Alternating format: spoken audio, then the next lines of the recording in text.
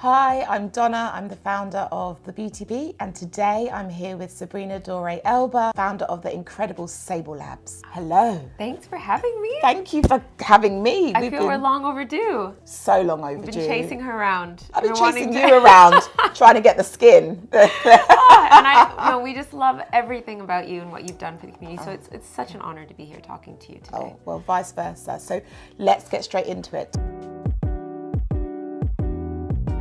Tell me all about Sable Labs. Yes. How you came up with it, the brand. Just tell us everything. Oh my gosh. So we were talking about how it's been 2 years since launch now, and I actually can't believe it because that means, conceptually this started about 4 or 5 years ago. Wow. And I think like most good ideas, ours came out of a place of frustration. Yeah. And I can completely relate to that. Right? Yes. And I was super frustrated with my skin, but also what was out there on the market, how it was marketed to me, and the lack of transparency on whether it was tested on my skin. And this came from a very real place of just not being able to fix the issues that I was struggling with, right? Yeah. So spending tons of money on skincare that wasn't working effectively and feeling quite robbed in some of the stuff that I was buying. And I did some research like an obsessive person does. So I started to try and figure out why it is the case that my hyperpigmentation kept coming back. I've got very acne prone skin. Why was it everything was irritating my skin? And I actually realized that so many of the products I was buying into and the beauty industry and landscape as a whole doesn't cater to melanin-rich skin. We are seen as niche. Yeah. Our issues are seen as niche, even though hyperpigmentation is an issue that affects all skin types. Everybody. Yeah. And the best part is if you actually formulate for us first, because it's the most sensitive group, we need kind of, we've got bougie skin is what I love to say. You get products that are better for everyone. Start where the need is the most, right? That's so interesting, yeah. And I thought, why is the industry not doing that? So you're, like in everything, you are leading the game. You're leading the charge. Oh, well, thanks. Yeah. I mean, it does feel now there's a massive A-beauty community. And I mean massive in the bigger picture, the bigger scheme is a drop in the bucket. But it feels like finally people are kind of taking the liberty and freedom to say, we're going to make a change and we're going to do something about this because this isn't the right way to do it. So we formulate our products kind of looking at issues like 360, for instance, in a holistic way. So we pack them with antioxidants from the start to kind of reduce inflammation, prevent aggressors out in the world, like, irritating So it's your like skin.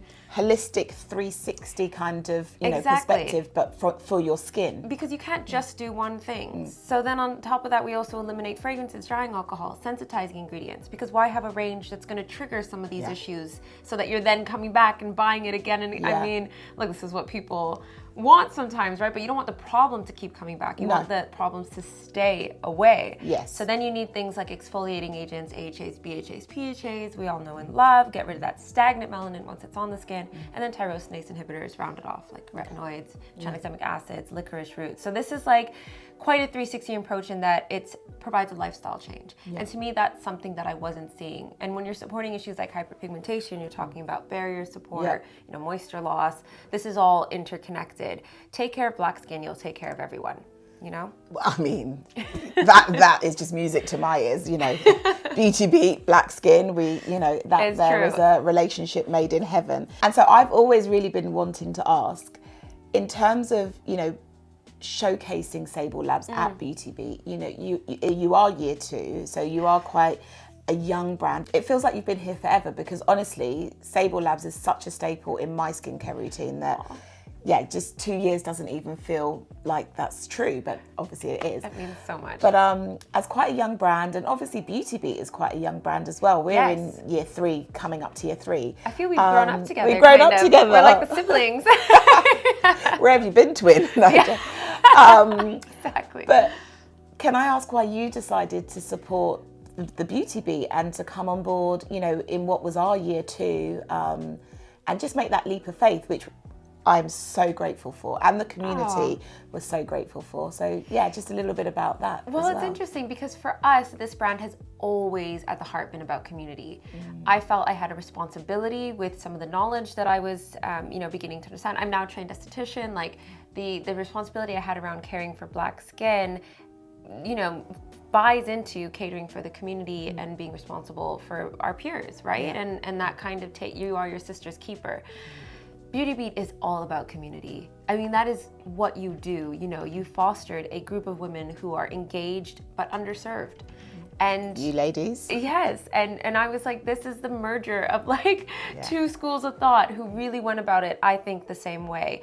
All of our, you know, you want to call it marketing or whatever we do is usually community led, because it's our community that we want to take care of. We listen to them, you know, we kind of make room for their guidance in the issues that they're facing and are frustrated by, so that we can now develop and innovate in that area. And I feel that is exactly what you're doing with your voice and the opportunities that you're providing for brands to come in and connect with those communities one-on-one. I think brands forget how valuable it is to actually just sit and listen. Yeah. You know, and as much as you just want to be like bullheaded and leading, and especially founder-led brands, sometimes it can be quite, and trust me, it's easy to be quite selfish. Like, I only want to make things for me. I completely understand that. It's like sometimes with Beauty Beat, I just want to do what I want to see. Yeah, but exactly. But you've got to listen, and spaces like yours that provide people with that opportunity. I mean, that is everything, especially in the UK where there just isn't enough. If you compare that to a landscape like the US, for instance, where that feels quite common, you kind of think, why is that not stable here? So if you don't mind me asking the interviewer a question, of course. You know, what was it that made you go, we need these spaces? Was it also that frustration of like, where is this? Well, you know, when you say that you created Sable Labs because of a frustration or a lack, I can feel that, because that's exactly why I started Beauty Beat. I wanted to go to an event that looked like Beauty Beat, that had the brands that I shop, that was catering to me, and it just didn't exist in the UK. I'd always have to go abroad or, you know, the US to find that. And I was like, why does it not exist? Because the community are here. And going back to what you say about community, like Sabrina is for real, because you weren't on the call, but I remember when we were sort of discussing in year one, us collaborating, and your lovely team said, well, Sabrina will be there, so what time do we need? You know, she'll be in the activation area on the stand, engaging with all of the ladies and everyone that's at Beauty Beat. And I was like, I'm sorry, there's like 1,500 women going to be attending, and Sabrina, you know, I thought you'd pop in, and you were there all day on both days. You know, it's quite it's a tough couple of days, and it's an intense, but I was so touched. And I think that all of the attendees from last year, really, the feedback we had, that the fact that you were there and you knew about the brand intricately, and they were just really quite impressed and grateful of that time that you spent physically investing in the community. Oh, that's so nice. I mean, like, that to me is everything. I'm so, and I think the issue is, and sorry, I haven't finished the thought yet, but I think the issue is there's a lot of white labeling. There's a lot of face to a name without the integrity, the knowledge, and that's created somewhat of a mistrust in the consumer. I should be there. That should be expected. And the fact that it's positioned as, oh my gosh, I'm so happy that she came, and that's so nice, it's because we don't see enough of it, and we should be seeing more of it, because it's the best way for me to learn, to engage.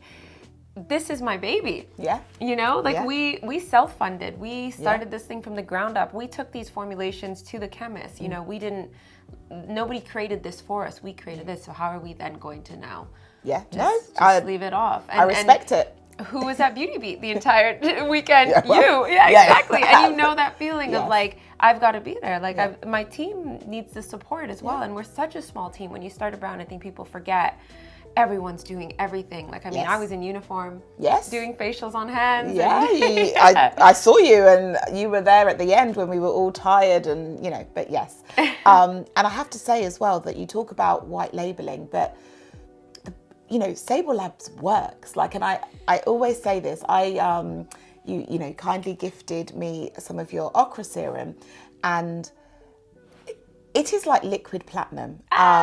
Honestly. And I can tell when I've been using it. So, you know, because it is so precious, I don't use it sort of all the time. And I'll go through if my skin is very, you know, just needs that extra boost and is tired or just feeling a bit dull. I'll use it, and I'm also very much a device girl, so I use it with my devices. Oh, nice. Oh, with the red light as well. Exactly. Divine. And so, but instantly people will be like, oh, your skin looks great. Oh, and nice. I will, and within like 2 or 3 days, I will start getting additional compliments about my skin. So tell me a bit about, I mean, the whole range is phenomenal. I love the black seed toner, but I have to say my hero is the ochre serum. So tell me a little bit about that, and also about your ingredients generally. Yeah, you know what makes me so happy, like happiest about that is people really doubted the power of A-Beauty when we started. I think people see these ingredients as maybe something we were trying to do that was trendy, or the African botanicals have been passed down through generations. They come from ancestral traditions, practices, because they are efficacious. They have stood the test of time. And the climate throughout the continent are so harsh that these botanicals are extra resilient. You know, it just makes sense. And when we're sitting or we're visiting in store and we see our ochre serum next to, you know, I'm not gonna name names, but everybody else in the store, and our clinicals come in higher, I go, well, that's the power of A-Beauty. Like, it is efficacious and it works. So the ochre serum, ochre, like, I love, because so many people were like, how did you land on ochre? But it's a superpower, literally. It is a superpower. It is. I was cooking okra stew for Idris, and my mother-in-law was very adamant about me getting that right. And I remember thinking, you're brave. I'm like, okay. East Africans have a very different version of okra in our cooking. Like, you'll never see it kind of stringy or slimy. It's always fried up or in a pasta sauce, you know? Oh, interesting. Yeah, interesting enough, right? Or in like some kind of a stew where it doesn't have that kind of pull to it. So this was foreign to me. So I was like, this has to be good for your skin. There is no way it's got all of this in this little plant and it's not good. And it's what the elders tell you to, you know, to eat during, you know, if you've had surgery or, I'm not a doctor, but, you know, it's what our elders, or what my elders in any case, and that's what I've told been hearing me to my eat. whole life. Like, my mom, your knee hurts, eat some okra. Yeah. I'm like, huh? Like, it's anti-inflammatory. It's good for your joints. And there's truth to that. There's this, you know, culture that we have where we have this knowledge that's like passed down. And that's the thing that I wanted to embrace with this brand. So ingredients like okra, not only is it anti-inflammatory, it's packed with peptides. It also acts like a no-tox Botox. Like, all of this stuff we were discovering in the formulation. This is why I'm getting the compliments when I use it. Yeah, because people are like, you look great. And I'm like, okay. And it inhibits the mechanical function of the muscles under the skin for like the first limited time. So that's why it's not like as aggressive or as permanent as a Botox, but you'll see over time that it'll decrease expression lines. So it's basically giving your face a workout as well as everything else, to some extent. To some extent. It's kind of keeping it from overworking, I guess, in a way, from a muscle perspective, because, you know, expression lines form when you're kind of creating an abundance of movement or whatever. So you want to be able to still have that movement in something gentle like this without completely getting rid of it with something aggressive as Botox. Not hating on Botox, by the way. No. It's great. But this is a great option. And then when you combine it, and this is the important thing, like, we never wanted the brand to just be a natural brand. And there are some people who buy natural and that's their thing. But when you mix natural with science, that's when you really get something beautiful. And this serum is such a perfect example of that. And it kind of encompasses our proprietary hyperprevent technology within the formulation. So you get the combination of the retinoid and these tyrosinase inhibitors that we're talking about, right? But you also have the exfoliating ingredients and the enzymes in there. And then you've got all of the barrier support. So it just has this really great 360 look. And the African resurrection plant, which has the highest antioxidant levels on the continent. Like, we were like, let's put that on the front of the package, because I'm so tired of people kind of hiding it away in an icky on the back of a bottle. Let's give these ingredients a name so that when people see them, they recognize them for how powerful they are. And we can start becoming more familiar with these ingredients, which, you know, we might be familiar with in different contexts. Like cooking or, you know, shopping, but to understand what they really, really do and how beneficial they are, I just think is another layer to what you're doing as a brand. But also to reclaim their stories because they've been appropriated in some way. Like when I see a lot of these ingredients and I talk about these ingredients, we recognize them for the wrong reasons now. Like they're, you know, in a shelf at a grocer, being like this like trendy buzz shot thing you take, or like a detox shot. Okay, but where did that ingredient come from? You know, who are the people behind it, the faces behind it, and the stories behind it, like the grandmas, you know, the aunties. We cannot forget about the aunties. Because everything starts with them. And so if we forget them, we're doing not just our elders a disservice, but we're doing ourselves a disservice. People ask me all the time, like, why is it, you know, people in the global south sometimes, particularly in Africa, don't do anything to their skin. They've got amazing skin while they're eating tons of antioxidants. Like, and I really think, and that's become one of the pinnacles of our brand, is they are so powerful, and it's a huge part of how your skin looks. And I'm I mean, I think that the majority of our community, and you know, your community, and just Black women and women of colour who really care for their skin know what A Beauty is. But just for anyone that may be watching that doesn't, can you just kind of like clarify and overview what A Beauty But you're means? right, it sounds really important. And it's nice to hear it. Like when we first started, I feel like we kind of were the only people maybe saying A Beauty. And now you get to hear it more commonly. But A Beauty, in the same way K Beauty or J Beauty does, refers to ingredients and beauty practices that come from ancestral traditions or practices of a specific region. So that's everything from the ingredients to the way you use the ingredients. You know, things we might recognize like African black soap, or castor oil, or like, you know, and shea butter. Exactly, and shea butter. And ingredients like shea, which is so underappreciated. You know, like I always joke about how it's in toilet paper now in the States. Like, do you know what I mean? Like it's like Charmin plus shea. And I'm like, shea is an amazing, it's one of the only ingredients that's an inclusive, a humectant, and an emollient. That I think it is the only one. Like it is a powerhouse, and these ingredients do deserve like the shine that we're trying to give them and the light that we're trying to give them. Let's not just start like throwing away our commodities, you know? And I love that. And what I also love is that the brand that's not exclusively, I'm not saying that you're the only one, but the brand that is bringing it to light and really spearheading the movement is Black owned. That to me is very precious. I love that. You know, I think that's like, wonderful. I feel like we've got like a WhatsApp chat now of all these amazing founders, because there are quite a few now Black founders who are really pushing forward the efficacy of these ingredients and bringing them to light. And I think that's so important that we come together. Because, you know, it's much louder when you're in a group than when you're just one voice. And we need to kind of beat people over the head but you again and again about how amazing these ingredients are. And I'm like, it's something I'll forever be passionate about. I'd agree. And the movement with many is just so much easier than trying to do anything alone. So, and I'm very much for that. And I also think when it comes to the sourcing of these ingredients, you know, and that's something people don't talk about enough. It's like, why are women dying for something we're picking up off a beauty counter? Like that, there needs to be fair wages paid. We need to make sure child labor isn't involved. And you can only do that when you have the transparency to farmers. And we've incorporated responsible sourcing and traceable sourcing in-house. That's something we can now share with other founders if they ask us, where's the best place to get shea? Where can I source some okra in Africa, not America?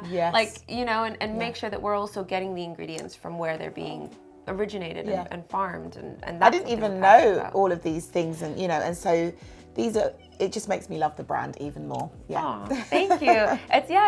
I'm lucky because a lot of my philanthropic work is in agriculture and about protecting rural people, so I did have an abundance of information and resources to go to. But it was an issue that when I found out, like I was like, there's no way we're doing this brand unless we can get this right, because I'm not going to contribute to a problem that on the side I spend all my time trying to alleviate and to you know, improve, and then you would be adding to it. That would make zero sense. And there are sort of like big inventories and stuff for organic ingredients and fair trade, you know, for food and things like that, but there's just not enough information about rural people and who's actually getting paid what they deserve. And you know, and there's some brands like Hana Beauty who actually know where their shea is coming from, and they're not getting enough light for actually doing that and making sure they're paying twice the market rate for the women who are farming their shea. Like, I think that is so powerful, and that movement is going to become more and more powerful, especially when we're seeing more and more reports come out about big brands being linked to things like child labor, and then you go, well, they're probably so removed from that process. They may not even know, and that's not an excuse, but but it's a problem, yes, and it is an indicator of the issue, and we kind of have in brand eliminated that middleman for us. But we're so lucky to have found a lab that would do that with us, because we heard a lot of no's when we started. Really? Oh yeah, we don't get raw materials that way, that ingredient isn't on the portal, we don't, like, you know, and you have to kind of invest in that infrastructure of getting safety sheets set up and DHL forms set up. And why are they would say things like, well, why are they not on fair trade, or why are they, do you know how much it costs for a real person to sign up and get these? So that's why, and that, you know, and it's become this huge systemic issue that we're trying to be like chip away at. Yeah, exactly. And, and it can't be us alone. It needs bigger conglomerates coming in and helping reshape this problem, because there has to be a solution. Like, I can't accept the fact that people don't care. I don't think that's true. No, I agree. I do think people care. I think perhaps they're just not. They just don't know how to help or how to change, and they maybe aren't as committed as you are to chipping away at that system. But hopefully that will change, and you're leading the way in that. Hopefully. So you're back at Beauty Beat this November, just in a couple of weeks now. So tell us, what did you like or enjoy about last year that made you and the Sable Labs team want to return this year? Oh my gosh. What can our community look forward to kind of experiencing with Sable Labs this time round? What didn't we like? I mean, there was such a great energy in that room. Like, everybody that we engaged with and had conversations with was just like fired up and charged and ready to talk skin. And I was just like, great, let's do this. I could keep going. And I had so many amazing conversations, and I just, like, we only remember it with joy, and we're so happy to sign up again. We hadn't launched a serum at the time. Yes. So I'm so excited to go back this year with a new product to kind of talk about, and the serum is really, you know, it's a standout product in our standout is slightly an understatement. It has been received really well. This serum, I mean, try and test for yourselves, you know, but it is, it's giving everything it should be. Oh, thank you. And I cannot wait to just get it on people's hands, because I also think, like, having the opportunity to try something and smell it, and we don't use any fragrances, so that natural, you know, smell that comes through, and just feel it and see on your hand, like, that instant glow and radiance. I mean, and we are the only retinoid product I can think of that has a reduction in redness and such an increase, 88% increase in brilliance and radiance in your skin, 120% reduction in visible hyperpigmentation. Like, that's not even good. That's like 120% in just 4 weeks. Didn't even know that those numbers could be possible in terms of improvement. Either, so I thought 100. I thought 100 was the top, but clearly not. I know. And clinicals are quite tricky for small brands, because it's quite a big investment, right? But I just knew, I was like, with the serum, I was like, I know it's amazing. Like, let's do it. And I'm so glad we did, because now we get to, like, look at the brands next to us and go, well, hey, don't you wish you had shade. okra? We love all the brands, but. Don't you wish you had some okra in yours? Well, I'm sure many brands do. And equally, so our community will come and they'll be able to engage with you and the brand and all of the products, and of course the new launch in the Okra serum. But we also have a very big surprise for the goodie bags, which is another one of my personal favourites from the range. But you have to wait and see. And those of you that are lucky enough to have got tickets will be able to receive that gift as well. So thank you for that. So excited. I know we really do love, like, surprising people with product. And I always think people are so surprised. Like, the range is so efficacious and easy to use, and like, it's not overcomplicated, you know, and a lot of that has to do with our genderless roots.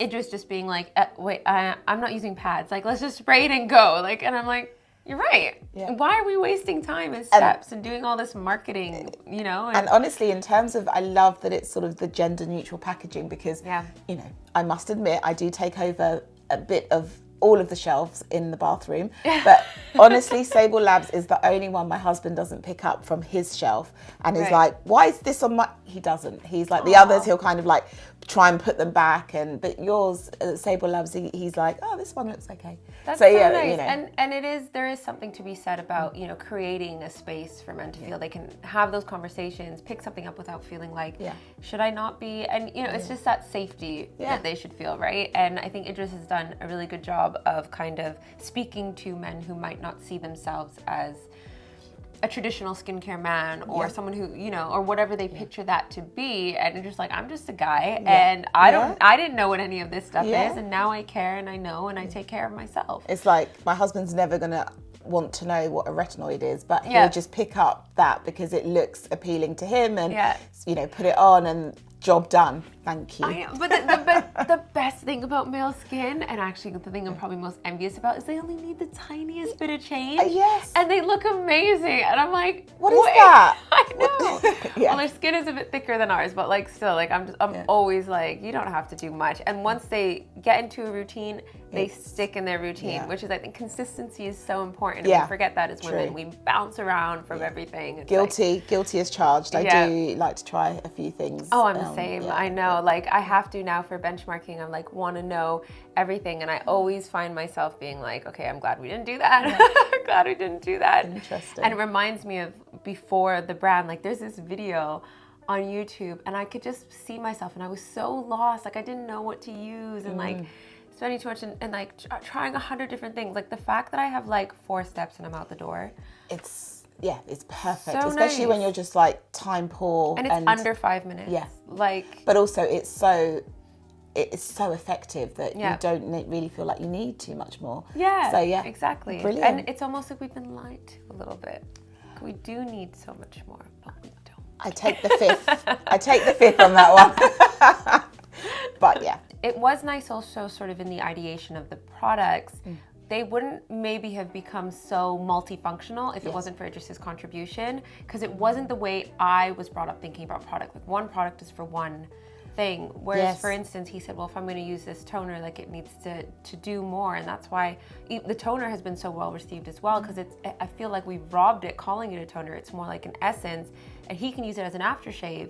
You know, therein lies like the kind of multifunctional purposes that we put behind the products, and I think that's really important for men too. It's like they want first of all, they want a moisturizer that does everything, a shampoo that cleans just about everywhere. Like, you know what I mean? I think that's interesting that you say that, because yes, I always have one product or one step for every single part of my skincare routine. But they want one. Yeah, my husband's not. He just wants one thing to do everything. I mean, if he could, he'd probably have, you know, one product that would wash, moisturize, cleanse, tone, and, you know, do everything. So I remember when Idris used to put like my eye cream for like his feet or something. I mean, gosh, that would stress me out. I wish it worked that way. That is not okay. To his point, you know, something should be used so much further than it is, and it should be able to, like, the fact that he can go in the shower, use the cleanser for his face, his body, come out, put the toner, spray it on wherever he likes. I've used it in my underarms for hyperpigmentation there, you know, anywhere. Well, not anywhere. Let's not get too it, but within reason. Within reason. Yeah. And then use a moisturizer wherever he wants. Like, you know, like that. I think, to his point. Yeah, it's a very valid point. And actually, it's a golden point, because it's what's made your products and the range so effective, because they're multitasking. Like they are multitasking to the extreme. Maximum impact on the skin is what we do. So we made our formulations as effective as they could be. We go toe to toe with luxury brands, but we don't charge luxury prices. I mean, you wouldn't. Thank you. I'm a fan. So this has been really just so insightful and just wonderful to get to know a little bit more about the brand, because I'm such a fan, but to understand the kind of background and a bit more about the ingredients, the ethos, your vision, and all of that has just been wonderful. So thank you. But we're not done yet. We could not leave without doing a quick fire round. Okay. Blush or bronzer? Bronzer. I like bronzer as a blush. Is that weird? I love blush. Quick fire one. Bronzer. Gym or spa? Spa? Oh, obviously. Thank God, because we couldn't be friends without, if you'd said gym. Red lip or nude? Red. Serum or a mask? You can only have one. Serum. Aqua serum. Aqua serum. Voice note or written message? Voice note. Oh, thank God. Oh, that's been wonderful. Wait, I want to know. Spa, gym? Oh, spa. Bronzer, blush? Blush. Blush? Blush. Really? You Yeah. don't find bronzer looks like blush on our complexion quite often? Yeah, but I like a pinky blush. You like a pinky blush? Yeah, I do like a pinky blush, too. Okay. And what was the other one that I wanted to ask you? red or nude? Yeah, red or nude. That one's tough because it depends on the outfit. Yeah, true. But if I had... When you have a wicked red lip on, I mean... everyone I think, turns your yes, way. Red. I'm always like, yeah, when I have a red lip on, I'm like, I own this girl. Yes, Like, it's your barrier, isn't it? Yeah, Like and it's all you need It's my coat of armor. I'm like, just if I'm tired or if I don't have mascara or whatever, I'm just like quick red lip. And it so changes red. everything. Yeah, it does. Okay, yeah. It does. All right, sorry, I had to know. I needed to know. Your voice note too, obviously. I mean, although someone teased me the other day and they were like, oh, here she goes with their voice notes again. I mean, they're not even long, but voice note.